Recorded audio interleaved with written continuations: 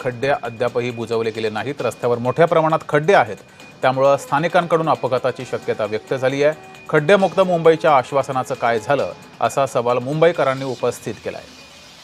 इथला आढावा घेतलाय आमचे प्रतिनिधी जय पवार यांनी। पाहूया।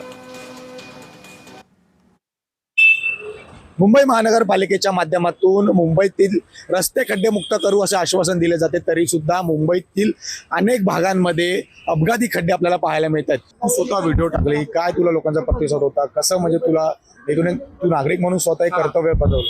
हा, ते त्या दिवशी काय झालं, मी रात्री इथं जाताना शिवडी जाताना बघितलं का एक मोठी ट्रक होती, ती पाठी जात होती आणि पाठी गेली म्हणून डायरेक्ट ते खड्डा एकदम मोठा, ते मॅनहोल होतं तिथं आणि डायरेक्ट तिथं आतमध्ये गेला मॅनहोलमध्ये।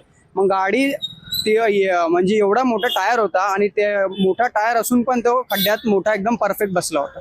5 मिनिटं म्हणजे 1 तास झालं, पोलीस लवकर आली, लगेच पोलीस आली आणि तिथं जे ट्रॅफिक होतं तिथून ते पूर्ण ट्रॅफिक क्लिअर केलं। फक्त बाईक जात होती आणि गाडी एवढी मोठी होती, फक्त तिथं बाईक जात होती आणि कार बिलकुल नव्हती, कार होतीच नव्हती। कारला सांगितलं का युटर्न घेऊन त्या साईडला जायला, असं त्या दिवशी रात्री पण झालं होतं।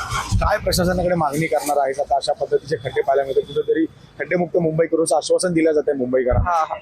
हा, असं तर बोलते का ते खड्डे मुक्त होणार, करणार गव्हर्नमेंट पण करणार लवकर, कारण हे आता झाले, हे खड्डे तर आता झाले, नाहीतर ह्याच्या पहिले नव्हते हे खड्डे। रस्ते खड्डेमुक्त करू असे आश्वासन दिले जात आहेत, ते आता अस्तित्वात आणतील का? अशा पद्धतीचे जे खड्डे निर्माण झाले ते भरून काढतील का? हे सुद्धा पाहणं तितकंच महत्त्वाचं राहणार आहे। त्यामुळे नागरिकांचा जो प्रश्न उपस्थित केला जातो, या प्रश्नाकडे प्रशासन लक्ष देईल का, हे सुद्धा पाहणं महत्त्वाचं राहणार आहे। व्हिडिओ जर्नलिस्ट राजेश धोत्रेसह मी जय पवार, जय महाराष्ट्र, मुंबई।